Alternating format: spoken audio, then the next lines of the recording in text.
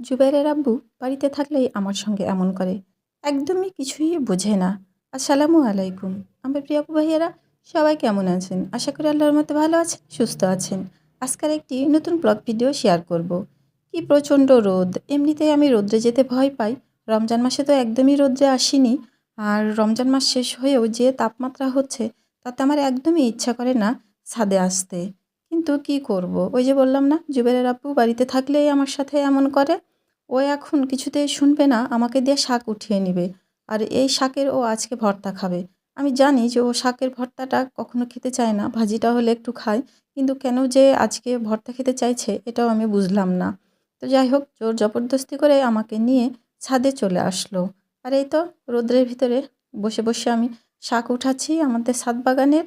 তো বেচারি অবশেষে যখন দেখলো যে আসলে প্রচুর তাপ আর আমার কষ্ট হচ্ছে, ও সেটা জানে, তাই তো ও ছাতা নিয়ে এসে আমার মাথায় ধরলো। আসলেই কি বলবো, স্বামীরা এরকম না হলে কি হয়। তো যাই হোক, ওর পছন্দ মতো আজকে আমি শাকগুলো উঠিয়ে নিচ্ছি। আজকে ওকে আমি শাক ভর্তা করে দিব।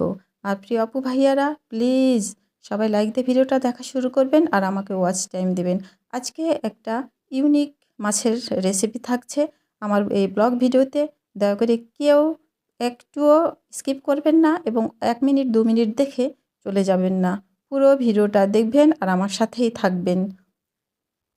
তো আমার শাক উঠানো হয়ে গেছে, ভর্তার জন্য খুব বেশি লাগবে না। আর ডাঁটার একটু শাকের অংশ আমার ফ্রিজে রাখা আছে, ওইগুলোও মিক্সড করে দিয়ে দিব। তো শাক উঠানো হয়ে গেছে, এখন আমরা নিচে চলে আসছি। আর ছুটির দিনগুলোতে জুবেরের আপু আমার সঙ্গে এমনই করে। পারলে প্রত্যেকটা সময়ই আমার সঙ্গে সঙ্গেই থাকে। এমনকি রান্নাঘরেও আমি রান্না করলে মাঝে মাঝে যেয়ে বসে থাকে। আর কারণে অকারণে আমাকে ছাদে নিয়ে চলে আসে। আমি যতই আসতে না চাই, জোর জবরদস্তি করে আমাকে ছাদে নিয়ে আসবেই। তো এখন রান্নাঘরে ঢুকে গেছি, রান্নাবান্না করব। জুবাইর নেই, আমরা দুজন মাত্র মানুষ আছি। তো মাছের পরিমাণটাও খুব বেশি লাগবে না। আর আমি মাছের যে রেসিপিটা করব, সেই রেসিপিটাতে মাছ একটু ছোট ছোট করে নিলেই বেশি ভালো হয়। অ্যা কারণ এটা আমি একটা একটা করে যেভাবে মাছ ভেজে রান্না করি, ঠিক আমি সেভাবে করব না। তো আমার প্রিয় আপু ভাইয়ারা, এই মাছের রেসিপিটা কিন্তু খেতে দারুণ লাগে। তো কিভাবে আমি মাছটা রান্না করব, প্লিজ দেখবেন সবাই, দয়া করে চলে যাবেন না। আর এই মাছের রেসিপিটা করতে গেলে কিন্তু এই মশলাটা খুবই গুরুত্বপূর্ণ। এখানে আমি সরিষা নিয়ে নিয়েছি, জিরা নিয়েছি আর নিয়েছি 5 মসলা।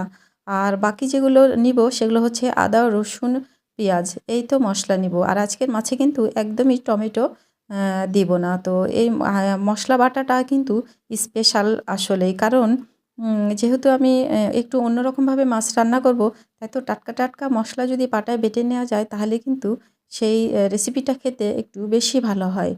তো আমি এই জন্যই পাটায় বেটে নিয়ে নিলাম মশলাগুলো। পেঁয়াজ কুচি করে রেখে দিয়েছিলাম, একটু পরিমাণে বেশি পেঁয়াজ নিয়েছি। যেহেতু এটা মশলা দিয়েই রেসিপিটা হবে, তাই তো বাটিতে পেঁয়াজগুলো আমি নিয়ে নিলাম। আর একে একে কিন্তু আমি সবগুলোই মশলা নিয়ে নিব। যে পরিমাণ লাগবে ঠিক সেই পরিমাণই কিন্তু আমি নিয়ে নিব। তো এখানে নিয়ে নিয়েছি পেঁয়াজ, লবণ, মরিচ, হলুদ, ধনিয়ার গুঁড়া নিয়ে ভালো করে কিন্তু হাত দিয়ে আমি কচলে কচলে মাখছি। আর এভাবেই কিন্তু কচলে কচলে মাখতে হবে, পেঁয়াজগুলো একদম নরম হয়ে যাবে। তারপরে আমি নিয়ে নিলাম সেই বেটে রাখা মশলাগুলো, একটু কিন্তু পরিমাণে আমি বেশি নিয়েছি, নিয়ে আলতো করে মেখে নিচ্ছি। নিয়ে এখন আমি এখানে নিয়ে নিব সরিষার তেল। আর আজকে কিন্তু আমি পুরো মাছের রেসিপিটা রান্না করব সরিষার তেলেই। তো আজকের আমার এই রেসিপিটার নাম হচ্ছে হাতে মাখা কাঁচা মাছের মশলায় মাখামাখি। এই হাতে মাখা কাঁচা মাছের মশলায় মাখামাখি রেসিপিটা কিন্তু হাতে মাখার পরই মনে হয় যে রান্নাটা হয়ে গেছে। একদমই মানে কি বলবো, দেখলেই বোঝা যাচ্ছে যে আসলেই খেতে খুব টেস্ট হবে। আর হাতে মাখা যে কোনো মাছ, তরি-তরকারি বা যে কোনো খাবার কিন্তু হাতে মাখানোর ওপরেই স্বাদটা আসলেই কম বেশি হয়। এটা সেই ছোটোবেলা থেকে শুনে আসছি এবং খেয়ে আসছি। তো যাই হোক, মাখামাখি পর্বটা শেষ, সুন্দর করে রেখে দিলাম। আমি কিন্তু এই ফাঁকে অনেকগুলো কাজ করেছি, করার কিছুক্ষণ পরে আমি চলে আসলাম মাছ রান্না করতে। আর এভাবে রেখে 20 মিনিট বা আধা ঘন্টা পর রান্না করলেই বেশি ভালো হয়। তো আমিও কিন্তু সেটাই করলাম। তো যাই হোক, আমি এখন কড়াইয়ে দিয়ে দিলাম সরিষার তেল। বেশি পরিমাণ দিলাম না, একটু অল্প করেই দিলাম, কারণ আমি যেহেতু মাছটা মাখানোর সময় কিন্তু সরিষার তেল দিয়েই মাছটা মাখিয়েছি। তারপরে আলতো করে সরিষার তেলে আমি ঢেলে দিয়ে দিলাম সেই হাতে মাখা কাঁচা মাছের মশলায় মাখামাখিটা। তো এখন যে মশলাগুলো বাটিতে ছিল সেগুলো খুব সুন্দর করে ওপরে আলতো করে দিয়ে রেখে দিব কিছুক্ষণ। তো যেহেতু মাছ রান্না করছি আর শাক উঠিয়েছি, শাকের ভর্তা তো থাকবেই। আর আমার কেন জানি মনে হচ্ছিল যে এই দুটোতেও আমার হবে না। তো আমার ভাই ভাবি আমার জন্য এই সাজনাগুলো ওদের গাছ থেকে পাঠিয়েছিল।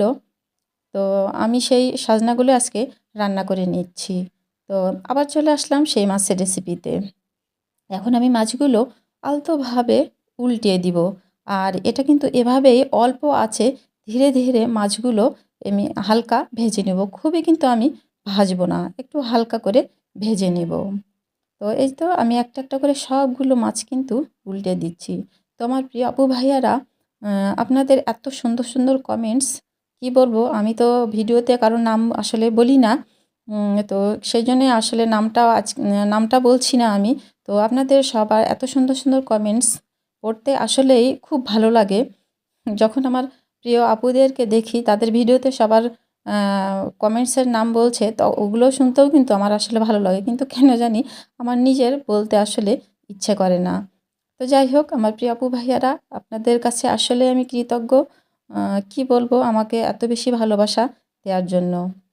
তো এখানে কিন্তু আমার মাছগুলো উল্টে দেওয়া হয়ে গেছে, এবং যে বাটিতে আমি মাছগুলো মাখিয়ে রেখেছিলাম সেই বাটিটা ধুয়েই হালকা করে কিন্তু আমি পানি দিয়েছি। আর ওপরে দিয়ে দিলাম কয়েকটা কাঁচামরিচ চিড়ে রেখেছিলাম, সেই কাঁচামরিচগুলো।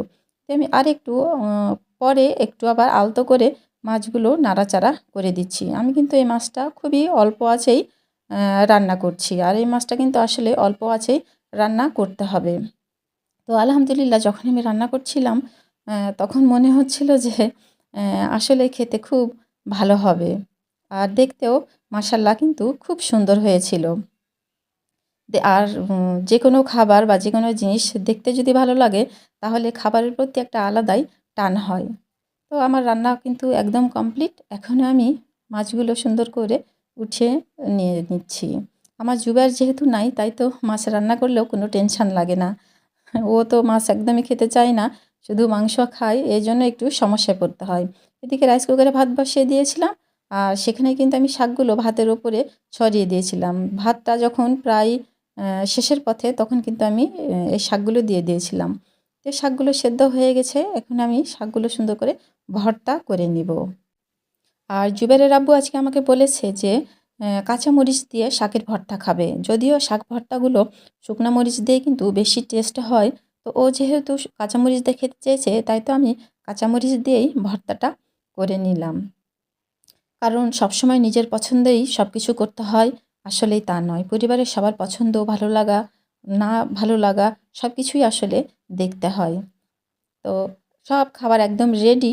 আলহামদুলিল্লাহ, এখন খেতে বসে গেলাম দুজনে। ওর আব্বুও খাচ্ছে, আর এই তো আমি বসে গেলাম আমার সেই শাক ভর্তা দিয়ে। কারণ শাক ভাজি, শাক ভর্তা এগুলো তো আমার খুবই প্রিয়। যদিও আজকে এটা আমার প্ল্যান ছিল না, ওর আব্বুরই জোর জবরদস্তি প্ল্যান ভর্তা শাকের। তো শাক ভর্তাটা আসলে মাশাআল্লাহ খেতে খুব ভালো হয়েছিল। একদমই কাঁচামরিচ ফেলছি না, কাঁচামরিচ সহই কিন্তু আমি খেয়ে নিচ্ছি। তো আমার প্রিয় আপু ভাইয়ারা, এতক্ষণ যারা আমার সাথে আছেন তাদের সবাইকে অনেক অনেক ধন্যবাদ ও ভালোবাসা। এভাবেই আমাকে সাপোর্ট দিয়ে যাবেন, আমার পাশে থাকবেন, আর ইনশাল্লাহ আমিও আপনাদের পাশে আছি এবং আমি আপনাদের পাশে থাকব। তো আমার শাক ভর্তা কিন্তু খাওয়া হয়ে গেছে। এখন আমি আমার প্রিয় সাজনাগুলো নেব। আর সাজনাটা আমার এত বেশি ভালো লাগে, এত বেশি ভালো লাগে যে কি বলবো। তবে হ্যাঁ, এই সিজনাল সাজনাটাই আমি খেতে ভালোবাসি। সিজন ছাড়া মাঝে মাঝে যে সাজনাগুলো পাওয়া যায়, সেই সাজনাগুলো কেন জানি আমি একদমই খেতে পারি না, আমার একদমই ভালো লাগে না। এখন আমি মাছটাও নিয়ে নিলাম। ও হ্যাঁ, বলতে তো ভুলেই গেছি, এটা কিন্তু অনেক বড় সিলভারের মাছ ছিল। এই রেসিপিটা যে কোনো মাছ দিয়েই করলেই ভালো লাগবে খেতে। আর যদি কেউ সরিষার তেল দিয়ে করতে না চান, তাহলে সয়াবিন তেল দিয়েও করতে পারেন। তো যাই হোক, আলহামদুলিল্লাহ খেতে খুব খুব খুব টেস্ট হয়েছিল, খুব ভালো লাগলো খেতে। তো আজকের ভিডিওটা এ পর্যন্তই শেষ। সবাই ভালো থাকবেন, সুস্থ থাকবেন। আল্লাহ হাফেজ।